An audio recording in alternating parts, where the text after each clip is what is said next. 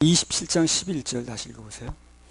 가지가 마르면 꺾이나니 여인이 와서 그것을 불사를 것이라. 이 백성이 지각이 없으므로 그들을 지으신 자가 불쌍히 여기지 아니하시며 그들을 조성하신 자가 은혜를 베풀지 아니하시리라. 네. 자, 이 말을 쉽게 풀어 설명하면요, 하나님께서 이 은혜를 준비를 하셨는데 그걸 안 받겠다고 하니까 은혜를 베풀 수 없다는 겁니다.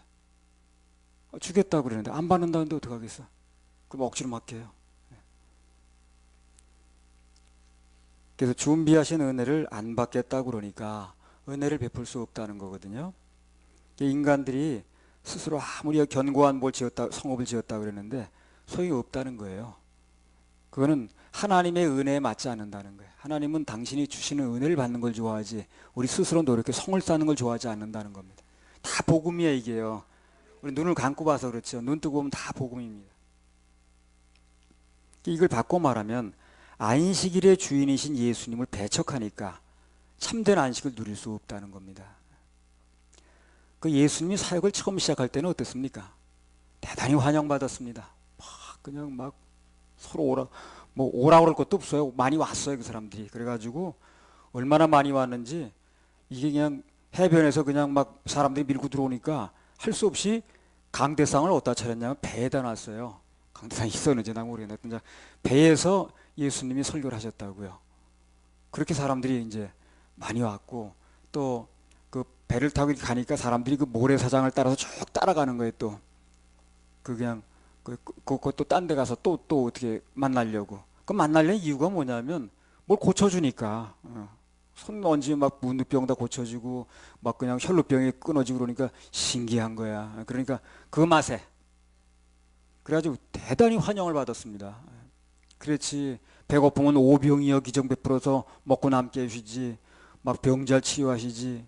여기 아주 메시아가 많네 저 양반이 저게. 그래가지고 아주 예수님 가시는 곳에는 사람들이 인산인해를 이뤘습니다. 근데 어느 날 예수님이 사람들 배척을 받기 시작했어요. 그 두 가지 이유가 뭐냐면요, 그리고 환영받던 분이 두 가지 이유 때문에 배척을 받는 거예요. 하나는 뭡니까? 분명히 목수의 아들인데 하나님의 아들이라고 그러거든. 하나님의 아들이라는 건 하나님이라는 뜻이죠. 여기서 이제 사람들이 헷갈리는 거야. 아니 저 사람이 어째 그냥 그 유명한 인간으로 남아주면 좋겠는데 훌륭한 분이야. 그 여호와 증인들도 예수님 훌륭하다고 그래요.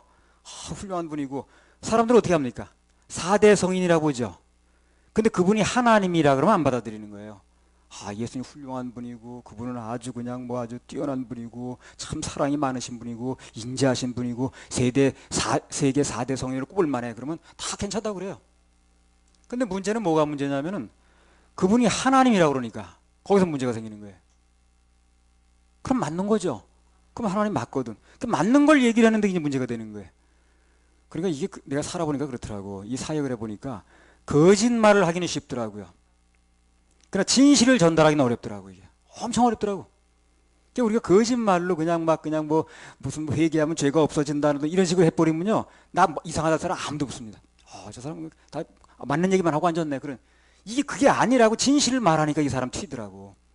진실을 말하기 힘든 거예요. 이게 거짓말을 말하기 너무 쉬운데.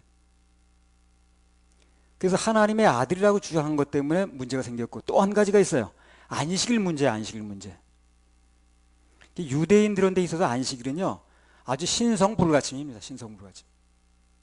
안식일을 어기면 어떻게 됩니까? 돌에 맞아 죽어요. 그 구약성경에 돌에 맞아 죽는 사람 나오잖아요. 그러니까 그 안식일에 어겼다고 돌에 맞아 죽는다는 건 뭡니까? 목숨을 거는 거거든. 거기다 뭐 노동 안 하는 건 물론이고요, 심지어 안식일엔 불도 안 킵니다. 이 사람 불 켜는 것도 노동이야. 음식도 미리 다 준비해놔요. 준비해놨다가 그 이제 안식일 날은 불 하지도 않아요. 지금도 정통적으로 안식일을 지키는 사람은 현대에도 그런답니다. 엘리베이터 타지 않는다는 거예요. 왔다 갔다 하면 그것도 누르는 것도 노동이래네.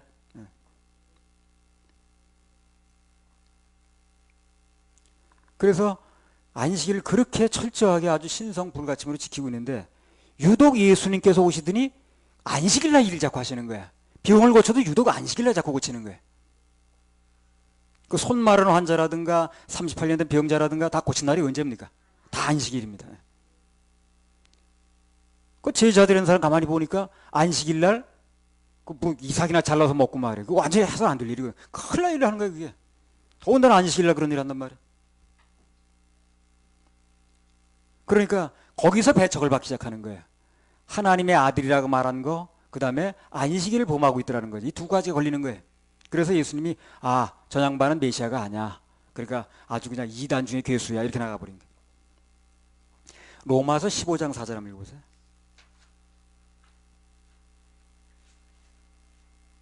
오늘날도 안식일에 목숨 거는 사람이 있더라고. 어떤 목사 하나는 아주 토요일날 예배드려요, 주일날 예배드리는 거 다 타락이라고 그래가지고 평생을 거기다 건대나.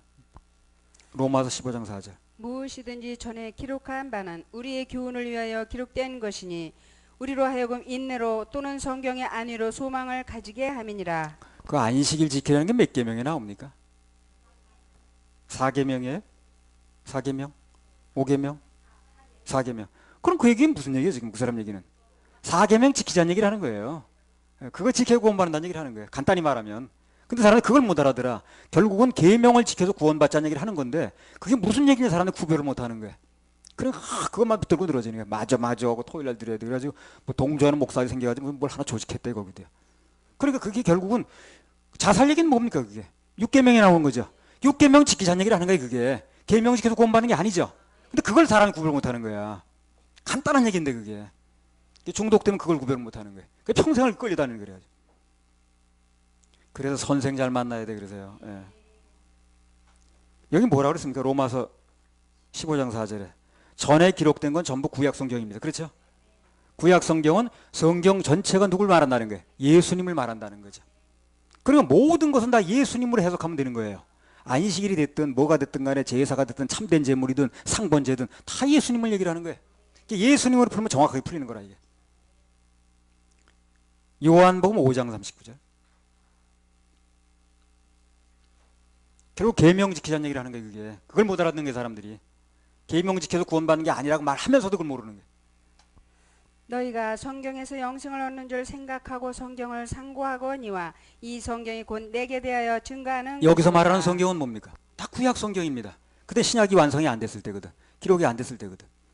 예수님 돌아가시고 부활을 승천하셔가지고 주후 154년인가 성경이 완성됐어요. 그러니까 이때는 성경이 신약이 완성이 안 됐을 때라.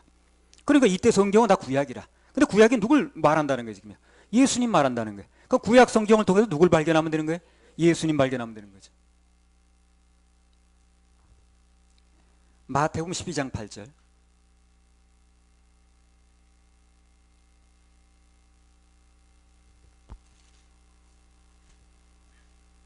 인자는 안식일의 주인이니라 하시니라. 네. 인자는 누굽니까? 예수님은 안식일의 주인이다.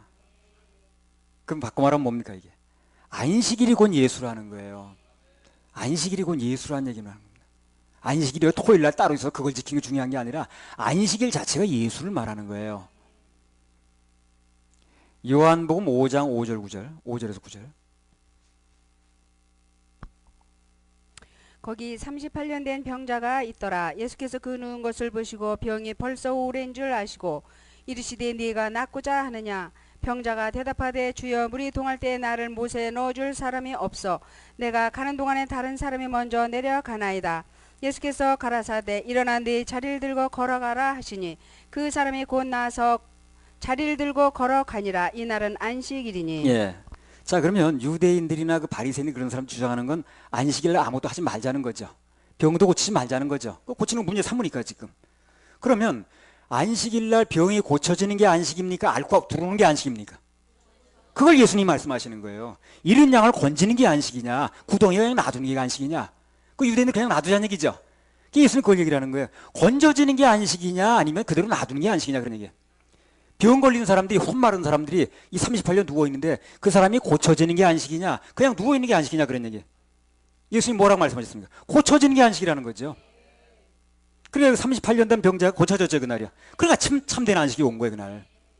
그날 아무것도 안 하고 손 싸매고 있는 게 안식이 아니고 그건 율법에서 말하는 거예요. 예수님이 말씀하시는 안식은 고쳐지면 안식이라는 거예요. 그 얘기를 하는 겁니다. 그럼 어느 안식을 선택하겠냐는 거죠.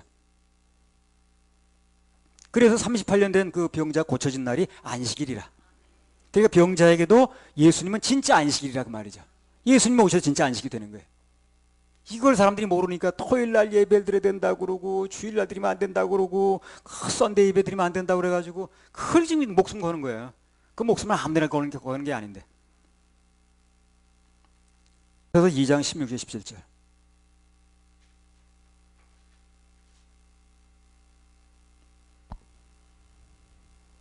그러므로 먹고 마시는 것과 절기나 월삭이나 안식일을 인하여 누구든지 너희를 편론하지 못하게 하라. 이것들은 장래일의 그림자이나 모험은 그리스도의 것이니라. 그러니까 절기 문제라든가 뭐 월삭이라든가 무슨 월말이라든가 무슨 안식일이라든가 이 모든 것의 실체는 예수님이라고 그랬죠.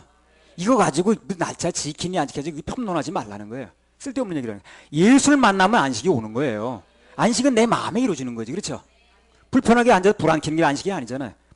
불편한 게 무슨 안식인가 그게. 그 예수님 말씀하시는 안식이 그게 아닌 거예요. 그래 하나님 마음을 알아야 된다니까. 이 안식이라는 건 괜히 그냥 불 켜고 싶어도 안 켜고 껌껌하게 살고 이게 안식이 아니라니까. 구덩이 빠진 양 건져내지도 않고 기다리는 게 안식이 아니에요. 건져내는 게 안식이고 사람이 평안을 누리는 게 안식이라. 이 안식일의 의미를 알아야 되는 거예요. 절기가 됐든 월삭이 됐든 안식일이 됐든 모든 것의 실체는 예수님이라는 거거든. 모든 것은 예수를 모형하는 거기 때문에 그 모든 것을 통해서 예수를 발견하면 되는 것입니다. 그리고 오직 예수예요, 오직 예수. 우리 앞에 간판 갈 때 오직 예수라고 쓰려고 그러는 거지. 예수를 믿는다고 말하는데 오직 예수가 아닌 거예요, 사람들이. 거기서 문제가 생기는 거예요. 죄 사함 받고 율법에서 해방이 되면 진짜 안식이 오는 거죠. 그걸 누가 해주냐는 거예요. 예수님이. 그 예수가 안식인 거예요. 예수 안에 안식이 있네, 예수가 안식 되시네. 예수 안에 생명 있네, 예수가 생명 되시네. 어떤 짐을 지고 가다가도 안식일에는 내려놨거든요, 사람들이요.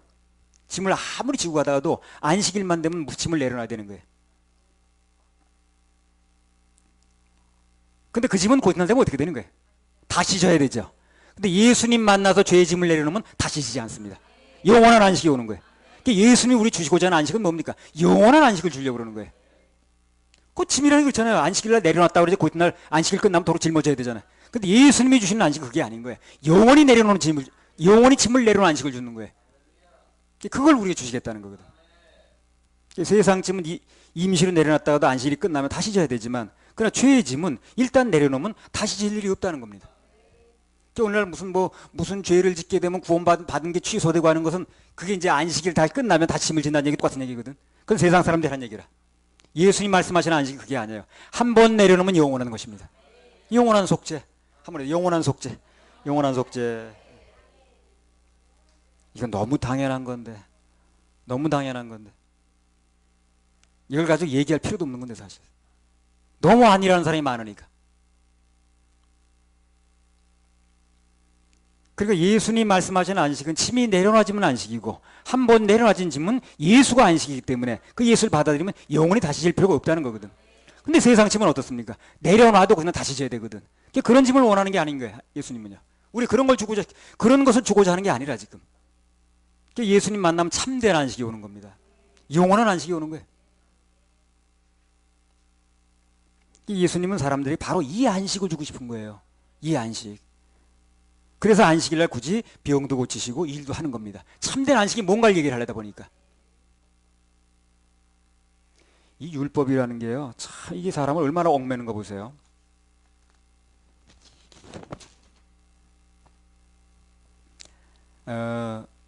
이제 그 유대인들 못지않게 또 율법을 지키는 사람들이 이 모슬렘 교도들이에요. 그 사람은 완전히 그 코란이라는 게 율법이거든. 그 율법 전체에 의해서 움직이는 종교가 그 종교라. 근데 이제 그 율법의 이제 본산지, 그 마호멧 교회 본산지가 사우디아라비거든. 예, 사우디. 그 마호멧이 사우디 사람 맞죠?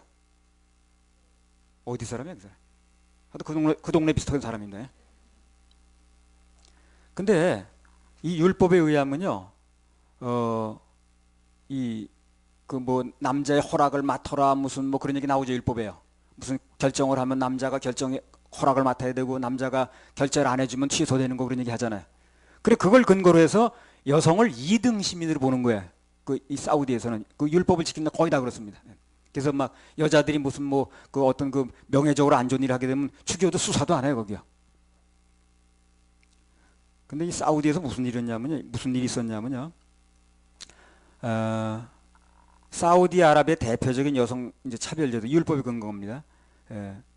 일부 다처제가 존재해요. 그 뭡니까? 야곱이 네 사람 데리고 살았죠. 그 네 사람까지 공식적으로 데리고 사는 거예요. 예. 돈 많으면 더 데리고 살아도 돼. 그리고 여자는 자동차 운전이 금지됩니다. 그것도 율법에 나오는 거야. 그리고 8세, 8세 이상 된 여성은 반드시 아바야라고 온몸을 가리는 거 검은 옷 있죠. 그 더운 여름에 가리고 다녀야 돼. 아니 전에 뭐더라? 그 사우디에서는 여자 선수들 인정을 안 해요. 그 여자 선수 우리나라 선수 같으면 막 그냥 반팔 입고 나오고 뭐 그냥 짧은 그 유니폼에다가 막 뛰고 다니고 그러잖아요. 아 그럼 무슨 바지 저고리 입고 그 운동을 해요? 근데 그 사람들 그게 안 되는 거예요. 그러니까 여자들의 운동을 추천 안 시키는 거예요. 그 여자들이 그러면 여기서 요구하는 옷을 입을 테니까 우리 추천을 시켜달라. 그래 허락을 한 거예요. 그러니까 여자들이 핸드볼인가 뭐 히잡인가 쓰고 나와. 그러니까 이길 수가 없지 그거. 그걸 쓰고 뭘 한다는 거예요. 코미디 그런 코미디가 없더라고. 완전히 우차사더라고. 율법이 사람을 그렇게 묶어놓는 거예요. 하나님은 우리 인간을 그냥 묶기를 원하는 게 아니에요. 그 풀어주고자 예수님이 와서 대신하는 거예요. 그걸 사람들이 받질 못하는 거예요. 예수 안에 자유가 있고 예수 안에 생명이 있고 예수 안에 평강이 있는데 이걸 못 받는 거예요. 진짜 예수가 들어간 나라에서는 여성들이 대우받기 시작합니다. 학업이라든가 결혼이라든가 여행한다든가 직장을 구한다든가 반드시 남성 보호자의 허가가 필요해요. 그리고 가문의 명예를 훼손한 여성에 대해서는 사적 처벌, 명예살인이 있어요. 명예살인. 그리고 관공서 출입할 때는 남성과 반드시 다른 문을 들어가야 됩니다. 예. 남자가 이 문으로 오면 여자들은 그 문으로 따라 들어오면 안 되는 거예요. 절 돌아오든가 딴 문으로 오든가 창을 넘어오든가 하여튼 딴 데로 와야 돼. 근데 이 사우디에서 이 두 사람이 누구냐면 공주의 공주. 사우디 왕자의 공주입니다. 근데 이 두 여자가 뭘 했느냐면 허가 없이 외국 여행을 간 거야. 아버지 허락 없이. 그리고 자동차 운전을 하면 안 된다는데 몰래 자동차 운전했어. 이것 때문에요. 13년 동안 감금돼 있어요. 공주가. 지키는 오빠가 지켜. 그리고 저기 요 조그만 구멍에다가 밥만 넣어주는 거야. 거기 죽어야 돼 지금. 예. 공주 4명조차 13년 감금한다 그러잖아요. 이 공주가 그러니까 뭐 일반 여성은 말할 것도 없는 거예요. 자, 그래서 남자들은 시험 다 들어도 여성들은 시험 들면 안 돼요. 예수 안에서는. 예수 안에서 가장 혜택을 보는 사람들이 여성들인 걸 하셔야 돼요. 그리고 남자들은 시험 들어도 여자들은 시험 들면 안 된다니까.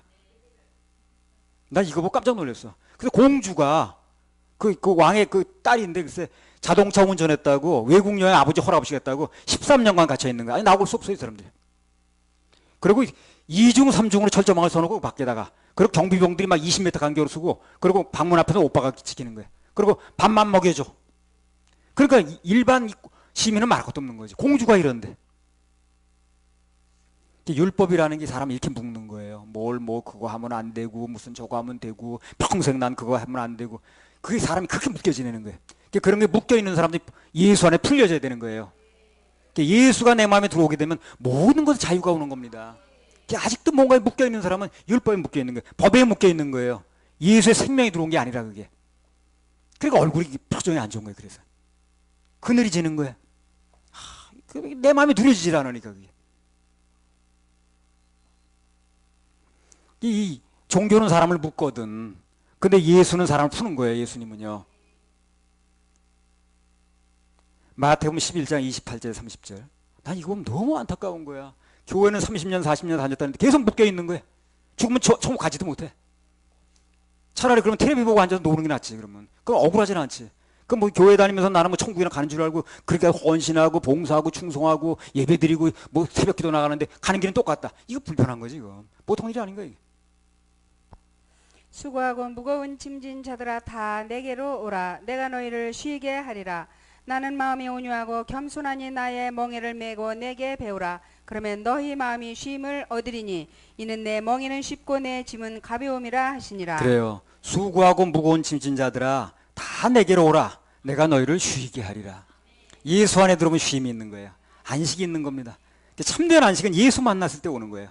예수 만나서 그분의 생명이 내 속에 들어와가지고 내가 모든 죄로부터 사함받고 모든 내가 율법으로도 사함받고 법으로부터 해방받아서 새 생명의 복을 받게 되면, 예수의 생명을 받게 되면, 그럼 우리는 그때 이제 안식이 온 거예요.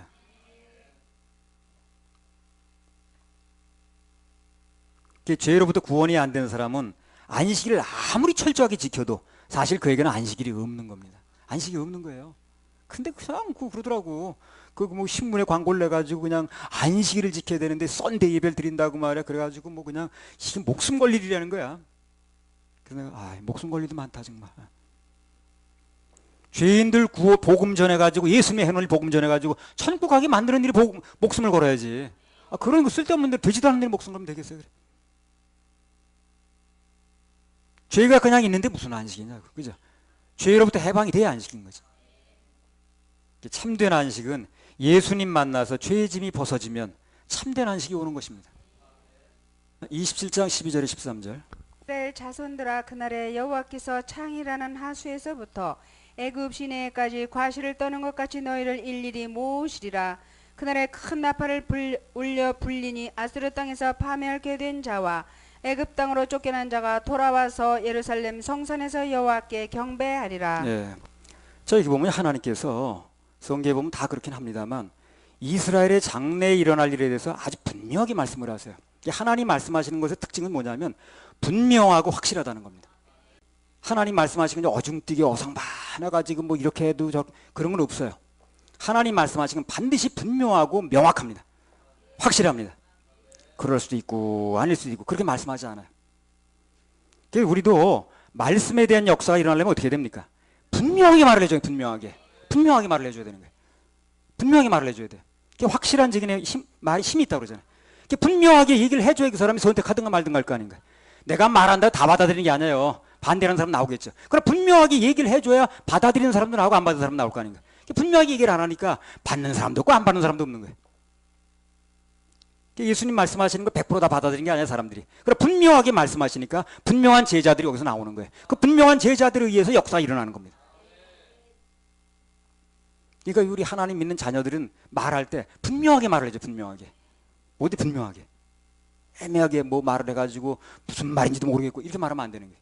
그건 하나님의 말하는 법이 아니라 하나님 말씀은 분명히 얘기를 합니다. 설득하지 않아요. 태초에 천지를 창조하시니라. 예수 믿으면 천국, 예수 불신하면 지옥이다. 분명히 얘기를 하지. 뭐 중간 연옥도 있을 텐데 연옥이 어딨나. 그런 중간 얘기를 하지 않아요, 하나님이요. 분명히 말씀하는 거예요. 선택하라는 거예요. 그래서 설득하지 않아요. 이렇게 분명한 길이 두 가지가 있으니까 둘 중 하나 선택하라는 거예요. 그래서 선택은 마음대로 하되, 그래서 선택에 대한 결과는 자유롭지 않다는 거지. 책임지라는 거예요. 열왕기하 5장 1절에서 6절.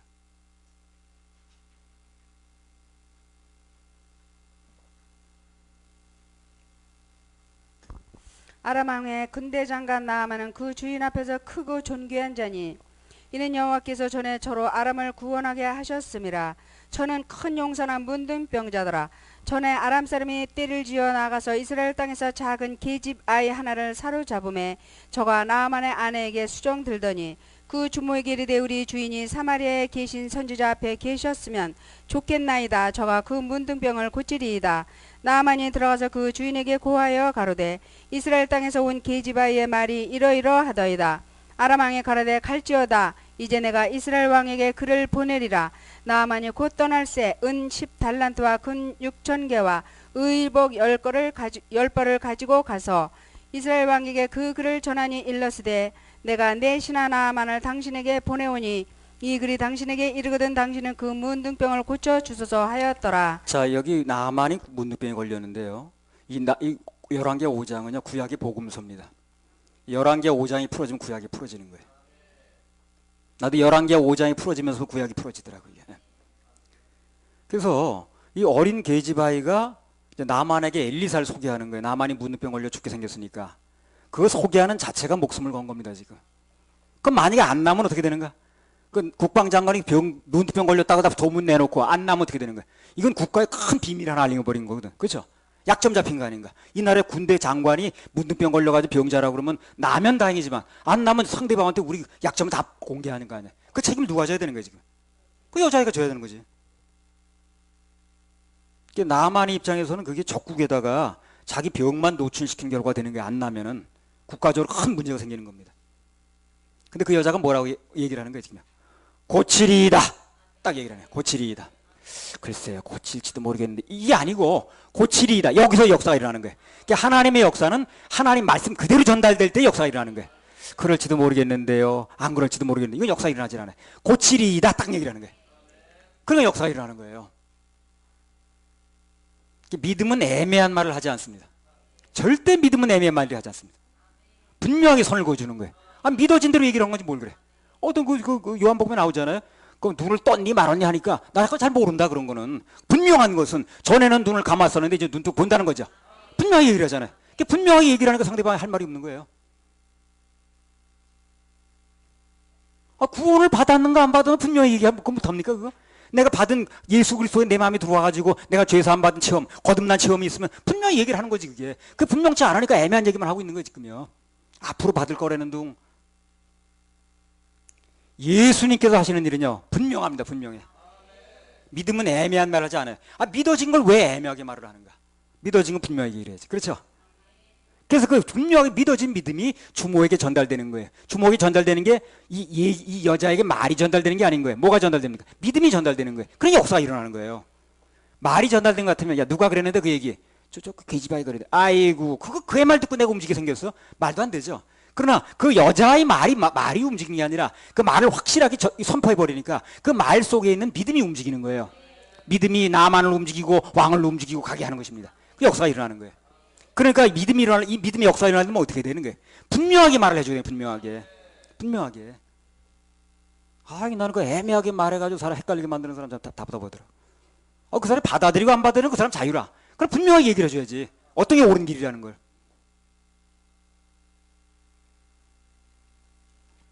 그래서 이 계집아이가 말하는 게 지금 여자아이가 말하는 게 이게 말이 전달되는 게 아니에요. 걔 말 듣고 누가 움직이겠어요. 그 말이 전달되는 게 아니라 분명하게 믿음으로 선포를 하니까 그 선포 속에 들어있는 뭡니까? 믿음이 이제 일을 하는 거예요. 믿음이. 그 누구에게 복음을 전할 때도 분명하게 믿음으로 선포해 줘야 됩니다. 그럼 내 말에 무슨 능력으로 되는 게 아니라 그 믿음이 그 사람에 전달되면은 그 믿음이 그 사람의 역사를 일으키는 거예요. 사람 영혼 건지는 데는요, 그렇게 사정보 부르지 마세요. 물에 빠진 사람 건져주는데, 손 좀 잡아도 될까요, 제가요? 실례지만, 그럴 필요 뭐 있나? 건져서 빨리 건져내는 게 중요한 거지, 살려내야지. 죄송하지만, 실례지만, 손 좀 잡아도, 그래,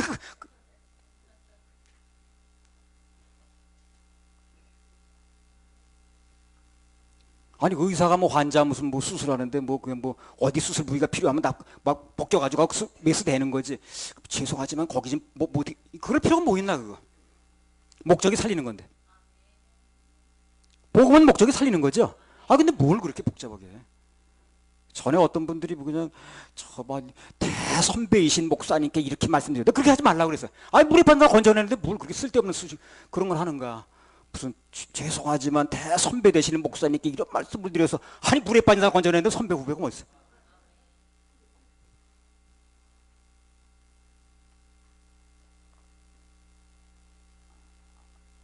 연로하신 분한테 물에 빠진 사람 건져내는데 연로하고 정부가 어딨나? 입 벌리면 물 들어가는데 빨리 건져내야지. 참된 믿음은 분명하게 말하게 되어 있습니다. 분명하게 말하게 하면 그 결과 모든 형편에도 건져지는 거예요. 그래서 환경 속에서 기적을 기대하기 전에 먼저 우리 마음속에 분명한 결심과 그리고 선포가 있어야 됩니다. 그럼 기적이 일어나요. 분명한 선포 속에 말씀이 일을 하는 거니까. 그래서 나만이 믿고 갔더니 기적이 일어났죠. 결국에 일어나잖아요.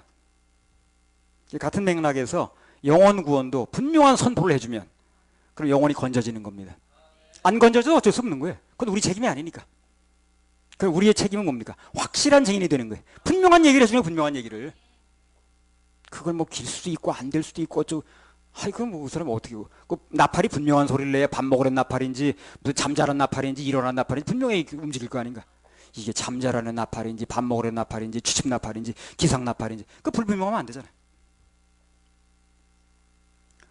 그래서 우리 그리스도인들은요 하나님의 말씀하신 그들 창법대로 분명하게 얘기를 해야 돼요. 분명하게. 그다음 성질내면서 화내면서 그럴 필요는 없어요. 부드럽게 얘기를 하되 분명하게 얘기를 해야 되는 거예요. 에브라임의 교만한 면류관이여 화 있을진저 술에 빠진 자의 성 곧 영어로운 관같이 기름진 골짜기 꼭대기에 세운 성이여 쇠져 나가는 꽃 같으니 화 있을진저 보라 죽게 있는 강하고 힘 있는 자가 쏟아지는 우박같이 파괴하는 광풍같이 큰 물의 창이람같이 손으로 그 면류관을 땅에 던지리니 에브라임의 취한 자의 교만한 면류관이 발에 밟힐 것이라. 그 기름진 골짜기 꼭대기에 있는 그 영화의 쇠잔에 가는 꽃이 여름 전에 처음 익은 무화과와 같으리니 보는 자가 그것을 보고 얼른 따서 먹으리로다. 예. 28장에는요, 이사야, 방탕하고 교만한 북이스라엘, 또 남유다, 이 타락한 지도자들에 대해서 시대적 상황이 쭉 나옵니다. 이제 28장에. 그 이사야에서 그 이스라엘과 그 유대에 대해서 그런 일들이 많이 나와요. 그건 이제 오늘을 사는 우리도 적용을 하는 거지. 그런 것들로 인한 그 하나님의 경고도 나오고요. 또 심판도 나오고 그럽니다. 자, 1절을 다시 읽어보세요. 취한 자 에브라임의 교만한 면류관이여 화 있을진저 술에 빠진 자의 성 곧 영화로운 관같이 기름진 골짜기 꼭대기에 세운 성이여 쇠져 나가는 꽃 같으니 화 있을진저. 예, 그래서 이 에브라임이 북이스라엘 얘기를 하죠. 그죠? 요셉 자손들이 세운 거예요. 그 요셉 자손이 왜 그렇게 됐을까요? 원래부터 결혼이 잘못된 거예요. 누구야? 그 애굽의 무슨 제사장, 그렇게 되니까 그 뒤에 좋은 사람들이 안 나오는 거예요, 여기서. 에브라임이 그 므낫세, 둘째 아들인데, 그죠? 므낫세가 첫째 아들이고, 거기서 그 후손들이 세운 나라가 이제 북이스라엘인데, 거기서 좋은 왕들이 한 명도 안 나왔습니다. 그래서 북이스라엘의 문제점을 한마디로 요약하면 뭡니까? 교만과 취함이에요. 교만하고 취함. 두 가지입니다. 취함은 곧 바꿔 말하면 뭡니까? 중독입니다. 중독. 이 북이스라엘의 그 잘못된 몇 년이 몇백 년을 흘러나이로 하는데 그 핵심이 뭐가 있냐면 두 가지인데 교만하고 취함이라는 거예요. 마음이 교만하고 그리고 중독돼 있다는 겁니다. 이 두 가지 때문에 문제가 생긴 거예요. 우리 옛날 말에 그런 말이 있어요. 아이고 식어든 떨지나 말지. 그런 말 있죠. 그 무슨 말이에요 그게? 식어든 떨지나 말지가 뭐예요? 둘 중에 하나만 제대로 된다는 얘기죠. 예. 둘 중에 하나만 제대로 돼도 봐줄만 한데 두 가지 다 나쁘다는 얘기죠. 그러니까 잘못된 이론이라든가 잘못된 신학이라든가 중독이 됐다 할지라도 겸손만 하면 살 길이 나오는 거예요. 겸손까지 안 하고 교만까지 해버리니까 문제가 되는 거예요. 이게 두 가지가 다 오니까 문제가 되는 거예요. 그러니까 어떤 잘못된 걸 듣고 잘못된 신학을 배우고 어떻게 잘못된 설교를 듣고 해가지고 잘못된 것에 중독됐다 칩시다. 하나가 잘못된 거죠. 그래도 겸손만 하면 어떤 기회를 통해서도 하나님 구원을 하시는 거예요. 듣게 만드는 거예요. 근데 겸손까지 안 해버리니까 문제가 되는 거예요. 그야말로 식어든 떨지나 말아야 되는데. 교만과 중독이 함께 와버리면 길이 없어요. 가장 안 좋은 게 한꺼번에 와버린 거예요, 이게. 그러니까 중독은 옹을 어쩔 수 없다는 거지. 내가 잘못 선택하면 어떻게 하겠어. 중독이 왔을 때 마음만 겸손하게 가지면 중독을 풀 수 있는 일이 나온다니까. 중독을 풀어줄 수 있는 일을 하나님 해주시는 거예요. 근데 교만하면 안 받아들이면 중독도 왔는데 교만이 와버리니까 둘 다 와버린 거예요. 안 되는 거예요. 그래서 대부분 구원이 안 되는 사람은 그래서 안 되는 거예요. 지금요. 잘못된 걸 들었다 할지라도 겸손하면 그러면 하나님께서 겸손한 마음에 은혜를 주시거든.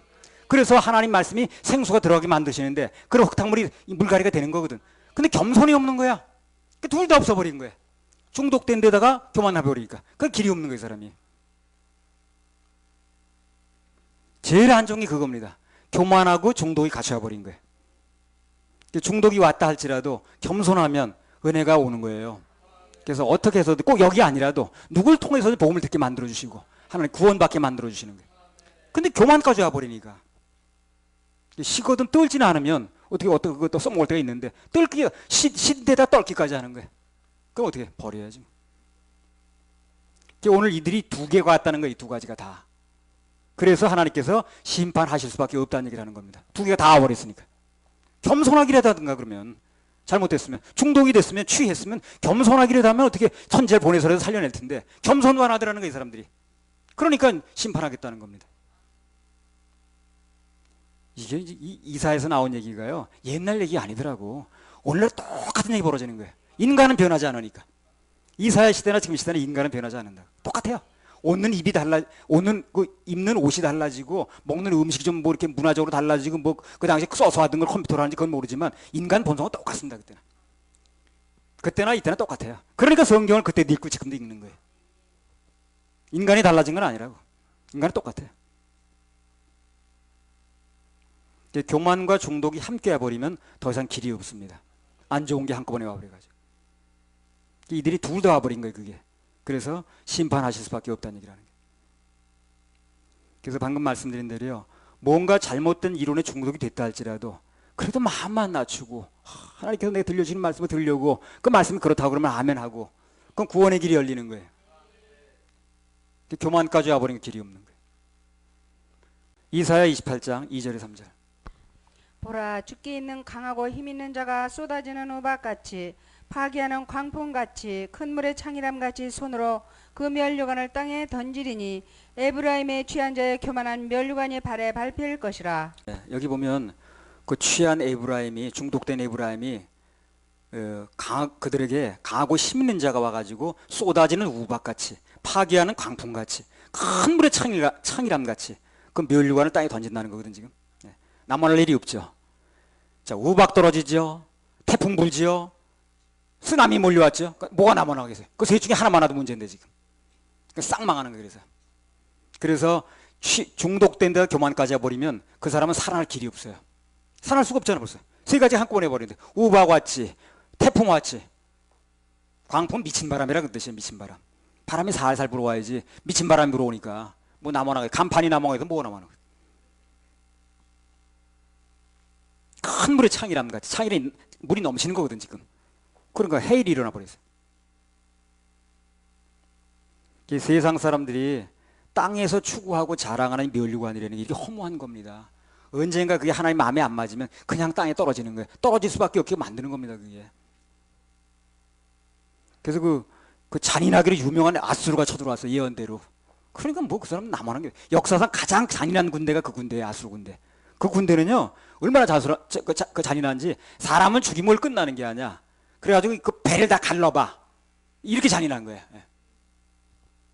그런 군대를 보내는 거예요. 하나님께서. 보내도 꼭 그렇고 잔인한 군대를 보내는 거예요. 그게 남아나지 않게 만드는 거예요.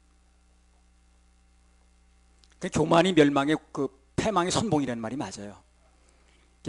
교만하면 그렇게 아주 그냥 정말 잔인한 군대가 나한테 오게 되는 거예요. 내 인생에. 그러니까 그 우리 인생에 그런 험한 꼴을 안 당하려면 겸손해야 됩니다. 겸손해야 돼요. 그래가지고 잔인하고 유명한 아수르가 쳐들어와가지고 역사상 가장 잔인한 군대인데 그래가지고 그냥 마을들을 불사르고 약탈하고 포로로 잡아가고 그러는 거예요. 그래서 이걸 통해서 우리가 받아야 할 교훈이 뭐냐면 마음을 꺾을 때 꺾지 않고 계속해서 교만한 상태에 있으면 갑자기 패망을 당하네. 갑자기 피할 수 없게 된다고 그러죠. 그죠? 갑자기 오기 때문에 세 가지 한꺼번에 오니까. 그 일본에서 그 해일이 갑자기 몰려오니까 피합기가 사람들이 못 피하죠. 그거 그냥 다 쏠리잖아요. 근데 바람 불지, 태풍 불지, 해일 몰려오지, 우박 떨어지지 어떻게 살겠어요? 그래. 잠언 29장 1절. 아주 책망을 받으면서도 목이 굳은 사람은 갑자기 패망을 당하고 피하지 못하리라. 그래, 자주 책망을 받으면서 계속 그걸 돌이키지 않고 목이 계속 굳은 상태에 있으면 갑자기 패망을 당한다네. 갑자기 피할 수 있다 없다? 없다. 잠언 13장 13절.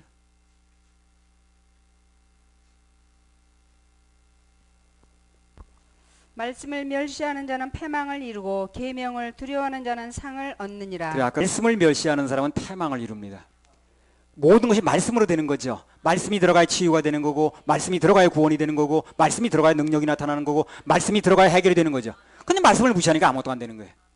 말씀 독에도 되어지는 건데. 이렇게 보면 그 개중에 그런 사람들이 있더라고. 성격이 어떻고 뭐 좀 저기에도 말씀을 잘 귀담아 듣는 사람이 있어. 그 사람 희망이 있어요. 난 그런 사람 유심히 보는 거예요. 처음 온 사람들 보면은 말씀 유심히 잘 듣는 사람이 있어. 그런 사람은 희망을 갖습니다. 접근해가지고 얘기도 하고 희망이 있으니까. 근데 들리면 다 되는 거거든. 그러나 희망을 가져도 돼요. 근데 말씀을 전혀 못 듣거나 말씀을 못 듣는다는 게 왜 못 듣느냐면요. 마음이 높으니까 안 들리는 거예요. 그게. 말씀이 한국말로 하는데 안 들릴 리가 없잖아. 근데 마음이 높으니까 안 들리는 거거든. 그런 사람은 하나님이 더 주물럭주물럭 해가지고 일 좀 하게 만드셔야 돼요. 사람이 건드릴 일이 아니야. 그게. 나 그런 사람부터 별로 말하고 싶지 않아. 될 일이 아니니까. 하나님 일하셔야 되거든. 이제 누가 우리 가끔 교회 새로 들어오잖아요. 그럼 내가 유심히 보는 거예요. 말씀을 어떤 태도로 듣는가. 그래서 말씀을 잘 받아들이면 희망을 갖습니다. 말씀이 일을 할 수가 있으니까. 근데 말씀을 전혀 듣지 못하고 왔다 갔다 하는 사람은 그냥 하나님도 일하셔야지 뭐. 잠언 18장 12절. 사람의 마음에 교만은 멸망의 선봉이요 겸손은 존귀의 앞잡이니라. 예. 이런 말씀들을 한마디로 말하면 다 말씀을 무시하고 교만하면 갑자기 망한다는 그런 말씀들이라. 그 잠언서에 보면 이런 말씀 무지하게 많이 나옵니다. 이걸 깨닫는 게 지혜라. 그 잠언서가 지혜의 책인 거예요. 지혜의 책인 이런 그 지혜의 책인 잠언서에 이런 얘기 많이 나왔다는 건 이런 걸 깨닫는 게 지혜라는 얘기거든. 겸손하면 지혜가 와요. 교만하면 아무 생각이 안 납니다. 처음 익은 무화과는 첫물이죠. 맛이 특히 좋다고 그래요. 이게요. 나오자마자 사람들에게 소비가 금방 된답니다. 이 첫물은. 하나님께서 이런 비유를 지금 쓰신 이유는 마음을 꺾지 않고 버티는 사람은 제일 먹기가 좋다는 얘기라는 거예요. 우선 그걸 이렇게 비유하는 거지. 그래서 처음 익은 열매가 무화과가 얼른 따먹히듯이 이 교만한 사람은 그냥 얼른 따먹힌다는 거야. 우선 먹히기가 좋은 상태라 그 말이야. 평소에 늘 하나님 말씀 앞에 마음을 꺾는 자세를 가지면 인생 자체가 평탄합니다. 사단은요, 겸손한 사람은 공격을 못해요. 공격하기 참 어려워요. 근데 교만하고 그런 사람은 아주 사단이 밥이라 밥. 아주 뒤에서 갖고 놀아 그냥. 근데 겸손한 사람은 사단이 공격을 못해. 그리고 하나님 은혜를 줘요. 그 사람은 이기는 거야. 항상 어디 가나. 사단은 공격하기 어렵고 하나님 은혜를 주시니까. 그래서 인생이 잘 될 수밖에 없지. 잠언 3장 34절.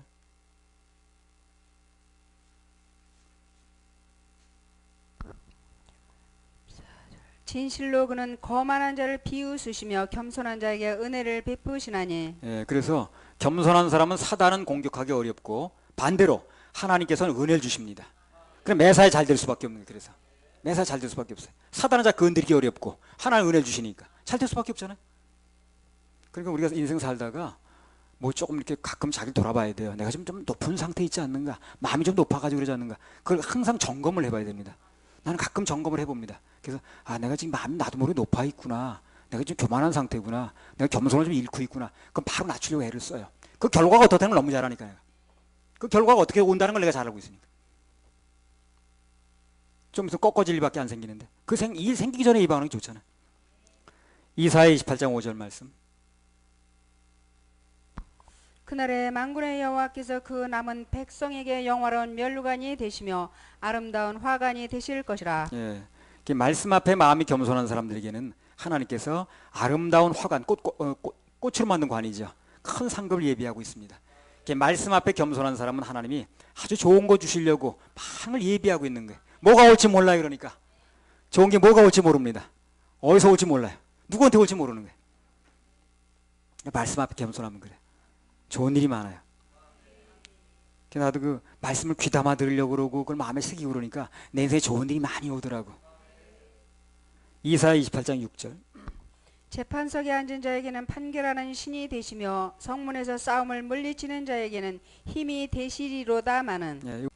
예, 매사에 내 뜻대로 판단하거나 결정하지 않고 주님의 판단을 기다리는 사람들에게는 하나님께서 그를 위해서 판결하는 신이 되준다는 거예요. 이거 수지 맞는 겁니다. 그렇죠?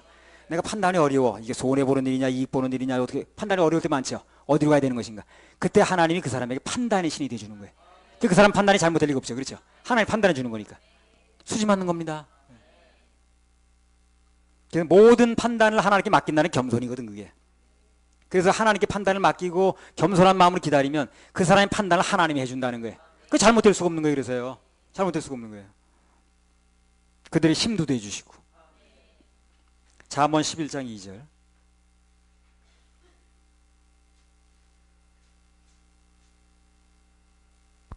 교만이 오면 욕도 오거니와 겸손한 자에게는 지혜가 있느니라. 예.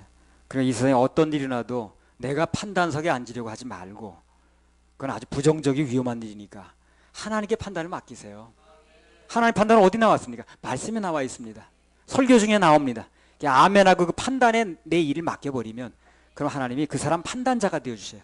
그럼 하나님이 그 사람에서 판단해 주는데 잘못될 리가 없거든. 겸손하게 언제든지 하나님 판단석에 앉으면 하나님의 판단성 내가 앉지 않고 하나님 판단성에 앉혀드리면 그럼 하늘로부터 지혜가 옵니다. 그래서 모든 해석은 하나님께, 그러니까 하나님께 여러분 심도지 해주시고 판단도 해주시고 잘못된 길로 가면 옳은 길로 인도도 해주시고 범사에 그 길을 지도해 줍니다. 할렐루야. 우리 하나님께 박수 올려드려요.